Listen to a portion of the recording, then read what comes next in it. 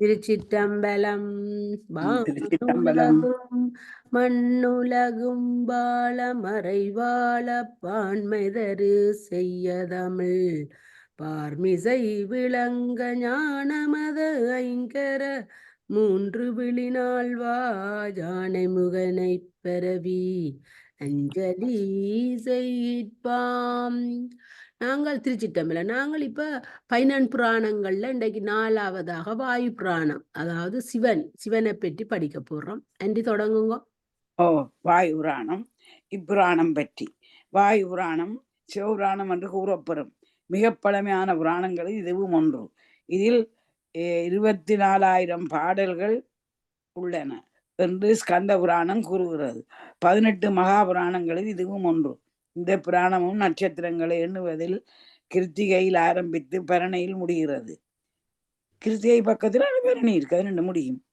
எண்ணுவது கிருத்திகையில் ஆரம்பித்து பரணையில் முடிகிறது. கிமு 550 இருந்த கார்காவின் காலத்தில் இருந்து அஸ்வினியை முதலாக வைத்து எண்ணும் பழக்கம் ஏற்பட்டதால் இப்புராணம் அதற்கு முற்பட்டது என நெக்கிடம் உண்டு. அதுதான் புராணங்களுக்குரிய 5 பொருள்களை பற்றி இதுவும் பேசுகிறது. இப்புராணத்தில் காணப்படுகின்ற பல பாடல்கள் மார்க்கண்டேய புராணத்திலும் காணப்படுகின்றன. ஸ்காந்தம் இதில் 24,000 பாடல்கள் உள்ளன என்று கூறினாலும் இப்பொழுது நமக்கு கிடைக்கும் வாயு புராணத்தில் 12,000 பாடல்களே உள்ளன. இது 4 பெரும் பாகங்களையும் 112 அதிகாரங்களையும் கொண்டது. ரோல் பண்ண உள்ளமே இருக்கு. ராணிய காவடி காட்டும். பாசுபத யோகம் பற்றியும் இப்புராணம் பேசுகிறது. இப்புராணத்தில் விஷ்ணுவாகிய தானும் பிரம்மன் தெய்வங்கள் என்றாலும் சிவனே இருவருக்கும் மேலான தெய்வம் என்றும் அச்சிவனே எல்லாவற்றுக்கும் மூலமாக உள்ளார் என்றும் விஷ்ணுவாகிய தானும் பிரமனும் சிவனிடத்தில் இருந்தே தோன்றினர் என்றும் விஷ்ணு பிரமனுக்கு கூறுவதாக இப்புராணம் கூறுகிறது. மனித குலத்தின் நன்மைக்காகவே சிவன் உள்ளார் என்றும் சிவன் என்ற பெயருக்கு மங்களம் நன்மை செய்பவர் என்ற பொருளுண்டு என்றும் இப்புராணம் பேசுகிறது. நைமிசாரணிய வனத்தில் குடியிருந்த முனிவர்கள் லோம ஹர்ஷனரை சந்தித்து, முனிவரே, வேதவியாசரிடத்தில் நேரடியாக புராணங்களை கற்கும் பாக்கியம் பெற்றவர் நீங்கள். இதுவரை தாங்கள் பலவற்றை சொல்லியும் மேலும் தெரிந்து கொள்ள வேண்டிய ஆசையும் பலவற்றை தெரிந்து கொள்ளவில்லையே என்ற எண்ணமும் எங்களை வாட்டுகிறது. சிவனை பற்றி எங்களுக்கு ஒன்றும் தெரியவில்லை என்று அவர்கள் கேட்டவுடன் லோம ஹர்ஷனர், எனக்கு தெரிந்த அனைத்தையும் ஒன்றையும் மறைக்காமல் உங்களுக்கு சொல்ல போகிறேன் என்று சொல்லிவிட்டு பின்வருமாறு பேச துவங்கினார். வெகு காலத்துக்கு முன்னர் பிரமனின் புத்திரனாகிய நாரதர் தம் தந்தையை பார்த்து சிவ பெருமானை பற்றி தெரிந்து கொள்ள வேண்டும் என்று கூறினார். பிரமன் நாரதருக்கு கூறியதை இப்பொழுது அப்படியே உங்களுக்கு கூறுகிறேன். பிரபஞ்ச தோற்றத்தின் போது எங்கும் நீரே நிறைந்திருந்தது. அதில் விஷ்ணு படுத்துறங்கிக் கொண்டிருந்தார். அவர் தொப்புளில் இருந்து பொன்னிறத்துடன் ஜொலிக்கும் தாமரை தண்டு ஒன்று மிக உயர்ந்து நின்றது. ஆயிரக்கணக்கான இதழ்களையுடைய அத்தாமரையில் பிரமன் இருந்தான். அந்த பிரமன் தான் யார், எங்கிருக்கிறோம், ஏன் இங்கு இருக்கிறோம் என்ற சந்தேகங்களுடன் சுற்றும் முற்றும் பார்த்து ஆராயத் தொடங்கினான். மெதுவாக அத்தாமரை தண்டை பிடித்து கீழே இறங்கிய பிரமன் அதை சுற்றி 100 ஆண்டுகள் தேடினான். தாமரைத்தண்டின் தொடக்கத்தை காண முடியவில்லை. இப்பொழுதுதான் பிறந்த தாமரை பூவில் தான் பிறந்த நடுப்பகுதியை தேட முயன்றான். 100 ஆண்டுகள் தேடியும் தான் புறப்பட்ட இடத்தை அடைய முடியவில்லை. களத்து போன பிரமன் ஒரு இடத்தில் தங்கி ஓய்வெடுத்து கொண்டான். அப்பொழுது பிரமனே தவஞ்செய் என்று ஒரு குரல் கேட்டது. யார் குரலுக்குரியவர் என்று தெரியாவிட்டாலும் பிரமன் 12 ஆண்டுகள் தவம் செய்தான். தவம் முடிந்தவுடன் விஷ்ணு எதிரே நின்றார். விஷ்ணுவை பார்த்த பிரமன், நீ யார் என்று கேட்டான். உடனே விஷ்ணு, என் கைகளை பார், சங்கு, சக்கரம், கதாயுதம், தாமரை ஆகியவற்றை 4 கைகளும் ஏந்தி கொண்டிருக்கும் என்னை தெரியவில்லையா? நான் தான் விஷ்ணு. என்னையோ உடம்பிலிருந்து தான் நீ தோன்றினாய் என்றார். அந்த வார்த்தைகளை நம்பாத பிரமன் விஷ்ணுவுடன் சண்டை போட துவங்கினான். இலிங்க தோற்றம். பிரமனும் விஷ்ணுவும் தம்முள் சண்டையிட்டுக் கொண்டிருக்கும் பொழுது ஜோதி வடிவான லிங்கம் ஒன்று வந்து நின்றது. பிரமனும் விஷ்ணுவும் தங்கள் சண்டையை நிறுத்தி கொண்டு இடையே வந்தது யார் என்று நினைத்தனர். அந்த ஜோதி ஸ்வரூபம் கொண்டு விஸ்வரூபம் என்று ஸ்வரூபம் ஸ்வரூபம் என்றுதான் சொல்லணுமா? ஸ்வரூபம் கண்ணு கட்டிய தூரம் உயர்ந்தும். சரி, சக்குணதவி அக்கா வாசிங்கோ. வடிவா வாசிக்கணும் குயிக்க. கீழே, மிக கீழே சென்றும். நீங்க அன்மியூட் பண்ணுங்க. மிக கீழே சென்றதும் காட்சி அளித்தது. அதை பார்த்த விஷ்ணு, பிரமனே, நம்முடைய சண்டையை நிறுத்திக் கொள்வோம். இந்த வடிவத்தின் ஆதியையும் அந்தத்தையும் நாம் காண வேண்டும். நான் காட்டுப்பன்றி வடிவம் எடுத்து அதன் அடியை காண விரும்புகிறேன். நீ அன்னப்பறவை வடிவம் எடுத்து அதன் முடிய எங்கிருக்கிறது என்று பார்த்து வா என்று கூறினார். விஷ்ணுவின் யோசனையை கேட்ட பிரமன் உடனே அன்னப்பறவையாக மாறி மேலே மேலே பறந்து சென்றான். விஷ்ணு ஆண் பன்றி வடிவாகி பூமியை துளைத்து கொண்டு கீழே சென்றார். 4000 ஆண்டுகள் அவர்கள் இருவரும் தேடும் பணியில் ஈடுபட்டும் லிங்கத்தின் அடி முடியை தேட முடியவில்லை. பிறகு இருவரும் பழைய இடத்துக்கு வந்து சிவனை துதித்தனர். அப்பொழுது 5 முகங்களும் 10 கைகளும் கொண்ட லிங்க வடிவில் பரமேஸ்வரன் தோன்றினர். இவர்களை பார்த்து, பிரமனே, விஷ்ணுவே, நீங்கள் இருவரும் என்னில் ஒவ்வொரு பகுதியாவீர்கள். நாம் மூவரும் ஒன்றுதான். பிரமனாகிய உமக்கு படைக்கும் தொழில், விஷ்ணு ஆகிய உமக்கு காக்கும் தொழில் கொடுக்கப்பட்டுள்ளது. சிவனாகிய நான் அனைத்தையும் அளிக்கும் தொழில் செய்கின்றேன். என்னிடத்திலிருந்து ருத்ரன் என்பவன் தோன்றான். அவனும் நானும் ஒன்றுதான். அவன் இந்த அழித்தல் தொழிலை செய்வான். நான் அனைவருக்கும் ஒன்றுதான் என்பதையும் ஒரு பணியை சேர்ந்து செய்கிறோம் என்பதையும் அறிந்து கொள்ளல் வேண்டும் என்றார். எனக்கு எங்கு நிரம்பி பிரபஞ்ச தோற்றம் தலையங்கத்தை சொல்லி போட்டு படிக்கணும். பிரபஞ்ச தோற்றம். எங்கும் நிரம்பி இருந்த நீரில் விஷ்ணு ஒரு மிகப்பெரிய முட்டையை உண்டாக்கினார். பிறகு விஷ்ணு ஒரு மிகப்பெரிய சரி இனிதானா படிப்பா. இது இப்ப நாங்கள் மகாசிவாபுரணத்துல விரிவா படிச்சதை இங்க சுருக்கி படிக்கிறோம். அங்க விரிவா படிச்ச நாங்க எல்லாருக்கும் ஞாபகம் இருக்கும் மகாசிவாபுராணம் படிச்சது.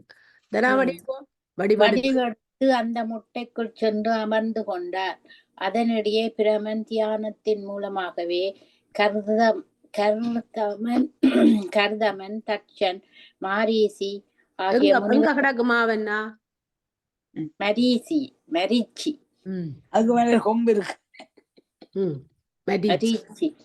ஆகிய முனிவர்களை உண்டாக்கினான்.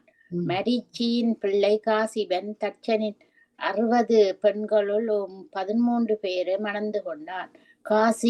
காசிபனின் பிள்ளைகளும் தட்சனின் மற்ற பெண்களும் ஆதித்தர்களாகவும் தைத்தியர்களாகவும் தானவர்களாகவும் மரங்களாகவும் பறவைகளாகவும் பாம்புகளாகவும் ஆயினர். ருத்ரன் என்ற பெயரில் சிவனே பிரம்மாவின் என்று தோன்றினான். இந்த ருத்ரன் தட்சனின் மகளாகிய சதியை திருமணம் செய்து கொண்டார். ஆனால் ருத்ரனும் தட்சனும் ஒருவரையொருவர் வெறுத்தனர். ருத்ரனை தள்ளி வைத்துவிட்டு தட்சனா யாகம் ஒன்று ஏற்பாடு செய்தான். சதியை அழைக்காவிடினும் அவள் சென்று அது கலந்து கொண்டாள். தட்சன் அவளை பேசிய ஏச்சுக்களால் சதி தன் உயிரை விட்டு விட்டாள். இதனால் கோபமுற்ற ருத்ரன் தன்னுடைய துணைவனை அழைத்து தட்சனுடைய யாகத்தை அழித்து அவனையும் கொன்று வருமாறு கட்டளையிட்டான். தட்சன்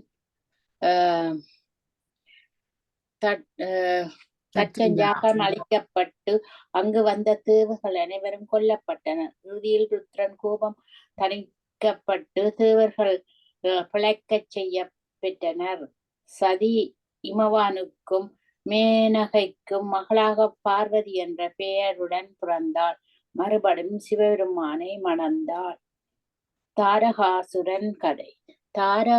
தாரா என்ற அசுரனுக்கு தாரகன் என்ற பிள்ளை தோன்றினான். தாரகன் தேவர்களை வெல்ல வேண்டும் என்று கடுந்தவம் செய்ய முடிவு செய்தான். ஒரு காலை கட்டை விரலில் ஊன்றிக்கொண்டு மற்றொரு காலை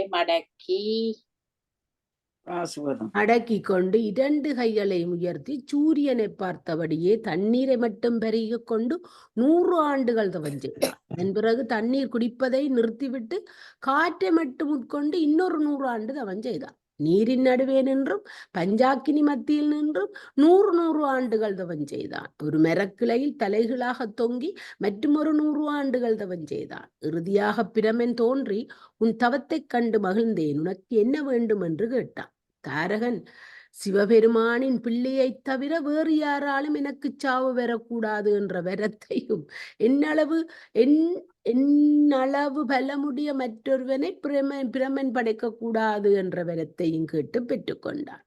சிறிது காலத்தில் தேவருலகம் உள்பட எல்லா உலகங்களையும் ஜெயித்து தேவர்களையெல்லாம் தனக்கு அடிமைகளாக்கினான். நொந்து போன தேவர்கள் பிரம்மனிடம் சென்று முறையிட்டனர். பிரம்மன், நான் கொடுத்த வரத்தை மீற என்னால் முடியாது. மேலும் மகாதேவன் இமயமலையில் தவம் செய்து கொண்டிருக்கிறார். பார்வதி தனியே தவம் செய்து கொண்டிருக்கிறார். இவர்கள் இருவரும் சேர்ந்து ஒரு மைந்தனை பெற்றால் ஒழிய தாரகனை யாரும் வெல்ல முடியாது என்று சொல்லிவிட்டார். தேவர்கள் அனைவரும் சேர்ந்து கந்தர்ப்பன் என்ற பெயருடைய மன்மதனிடம் சென்று எப்படியாவது மகாதேவருடைய நிஷ்டையை கலைத்து பார்வதியை மணந்து கொள்ளுமாறு செய்வாயாக என்று வேண்டினர். அவர்கள் விருப்பப்படியே மன்மதன் சிவன் இருக்கும் இடம் சென்றான். அவன் வரவால் இயற்கையும் கூட கால மாறுதலை செய்தது. திடீரென்று இளவேனிற் காலம் வந்தது. தென்றல் வந்தது. மலர்கள் பூத்தன. வண்டுகள் ரீங்காரமிட்டன. பறவை கூட்டங்கள் ஜோடி ஜோடியாக இசைவாடி கழித்தன. சிவபிரான் கண்ணை உடித்தார். அதே நேரத்தில் மற்றொரு பக்கத்தில் தவம் செய்து கொண்டிருந்த பார்வதியும் இங்கு வந்து சேர்ந்தார்.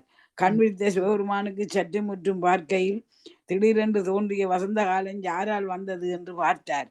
தன் தவம் கலைக்கப்பட்டதை பார்த்தார். மன்மதன் இங்கு அங்கும் ஓடி ஒளிந்து கொள்ள முயற்சிப்பதையும் பார்த்தார்.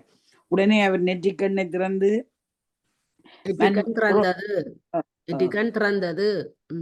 மன்மதன் அங்கும் இங்கு ஓடி ஒளிந்து கொள்ள முயற்சிப்பதையும் பார்த்தார்.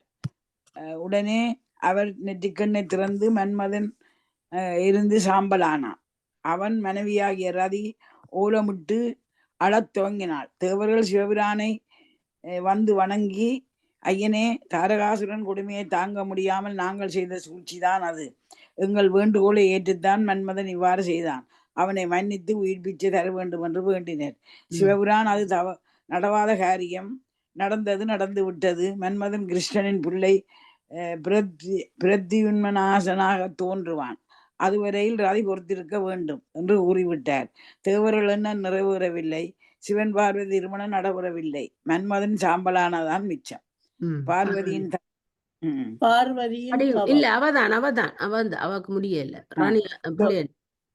பார்வதியின் தவம்.